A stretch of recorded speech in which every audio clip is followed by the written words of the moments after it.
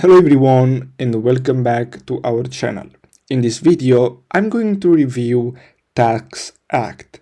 So basically with this platform, you're going to be able to file your taxes online very easily. So all you have to do is simply go to their official website. Now, if we scroll down, we can see their different pricing. So it's going to cost you $0 for federal taxes. Now here you have some options. Now if you're trying to do the taxes for your home and family, it's going to cost you $55.